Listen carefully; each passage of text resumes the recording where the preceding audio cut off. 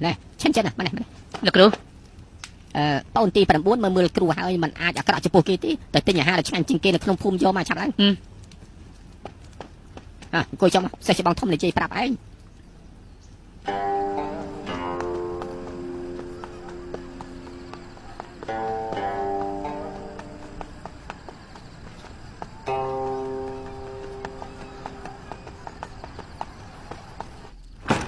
លោកគ្រូខ្ញុំមកវិញហើយបងជាសិស្សច្បងធំខ្ញុំជាប្អូនពៅសិស្សទាំង9នៅប៉ាអន្តរីគឺជាបងប្អូនអ្នកណាឲ្យបងយកច្រើនជាងគេថ្ងៃក្រោយខ្ញុំស្ដាប់តាមបងទាំងអស់តើបានទេនេះគឺជាការពិតដែរទេជាការពិតខានជួបគ្នាច្រើនឆ្នាំខ្ញុំនៅធ្វើឲ្យបងខំទៀតគឺខ្ញុំប្រេះផ្ដាស់ពេកហើយតែខ្ញុំបានក៏រួចទៅហើយបងបំភ្លេចពាក្យដឹកខ្ញុំនិយាយមិននេះចោលទៅចប់រឿងបាត់ហើយអញ្ចឹងរឿងរបស់គូជានេះបើបានប្រើប្រៀបនាំសារទៅហើយខ្ញុំស្ដាប់តាមសិស្សច្បងធំទាំងអស់អញ្ចឹងគ្រាន់បើបន្តិចចិនចិនបាទឆាប់យកម្ហូបស្រាមករៀបចំព្រាមទៅគ្រូចង់ផឹកស្រាជាមួយបងទី9ម្ដងណោះលោកគ្រូ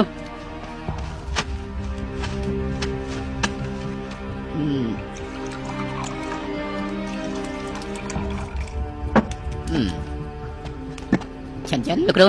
ថ្ងៃនេះលោកគ្រូសប្បាយចិត្តណាស់ឲ្យឯងផឹកស្រាកន្លះចានដែរចុះខ្ញុំអត់ចេះផឹកស្រាទេឲ្យឯងផឹកគឺផឹកទៅណាបានហើយតូនទី9មកផឹកជាមួយនឹងឯងមុនចុះឡមកជប់សិនតើនោះជាថ្នាំសម្រាប់ខ្លែងស្រាមែនទេត្រូវហើយអញ្ចឹងបងគឺផឹកមុនស្រាឬក៏ផឹកក្រោយស្រា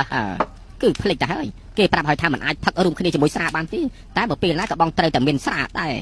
បើជាស៊ុបខ្លែងស្រាទៅហើយត្រូវតែហូបស៊ុបសិនទើបអាចផឹកស្រាមែនទេចិនចិនឆាប់ទៅយកមកឆាប់ឡើងបាទ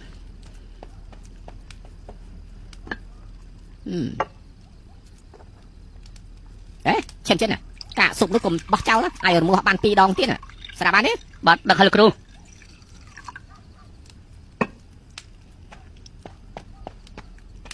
លោកគ្រូដៅណាស់ប្រយ័ត្នផងទៅអាយ៉ាមិនអីទេគ្រូបញ្ញាប់ផឹកវាអស់ហើយទើបអាចផឹកស្រាតាមក្រោយណែ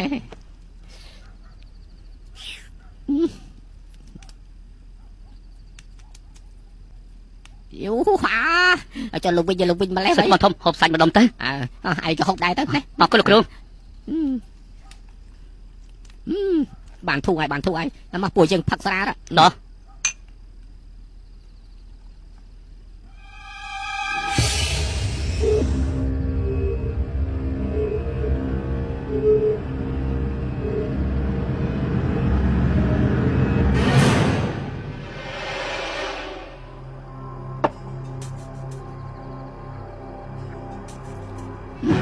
ឯងផឹកឲ្យអស់ទៅសិស្សច្បងធំខ្ញុំមិនប្រកែកផឹកស្រាទេបាននិយាយពីក្បាច់គុណមួយជាតិនេះគឺខ្ញុំតាមមិនទាន់ទេបាននិយាយពីរឿងផឹកស្រាជាតិក្រោយតាមទាន់ក៏មិនអីដែរពីនេះបងចូលចិត្តស្ដាប់ណាចិនចិនណាឯងក៏ផឹកដែរទៅឡោះបាទ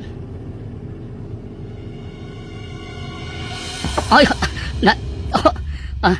លោកគ្រូស្រានេះមិនក៏ហឹលម្លេះអាល្ងងស្រាឆ្ងាញ់ទៅវាហឹលឆាប់ចាក់ស្រាគ្រូភ្លាមណា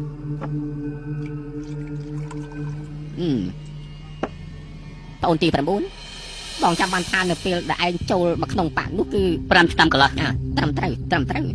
ឆ្នាំនោះឯងគឺអាយុ5ឆ្នាំកន្លះបងគឺស្មានមកដល់ថាលោកគ្រូអាចទទួលយកសិស្សដែលតូចដូចឯងនេះទេហើយបងចាំបានថាឯងគឺតូចជាងកូនប្រុសរបស់សិស្សច្បងទី2ឯនោះណាដឹងទេឲ្យឯងហាត់ក្បាច់គុណឯងក៏លួចខ្ជិលដេកនោមដាក់លើកសិស្សច្បងធំលោកគ្រូសិស្សច្បងធំសិស្សច្បងយ៉ាងម៉េចហើយឯងតូនទី9សិស្សច្បងធំលោកគ្រូចាំមិនហើយសិស្សច្បងចង់និយាយពីអីឯងតើបងត្រូវពឹសមែនទេឬមិនគាត់ក្នុងឆ្នាំគេដាក់ឆ្នាំពុលស្អីឯងដល់ណាស់គូយិនជាសិស្សច្បងធំអាយុសិស្សច្បងធំលោកគ្រូអាយុសិស្សច្បងធំឯងលោកគ្រូសិស្សច្បងលោកគ្រូចាំមិនហើយលោកគ្រូសិស្សច្បងលោកគ្រូសិស្សច្បងលោកគ្រូខ្ញុំនៅទីនេះលោកគ្រូខ្ញុំនៅទីនេះជាតិលោកគ្រូ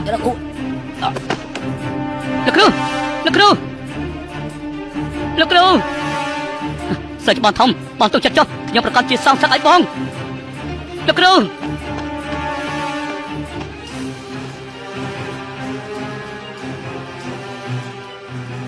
រៀងដាក់ថ្នាំបពុលផងអីគូជាពិតជាពុលយ៉ាងនេះប្រើស្នៀតបែបនេះមកសម្រាប់សិស្សច្បងធំខ្ញុំ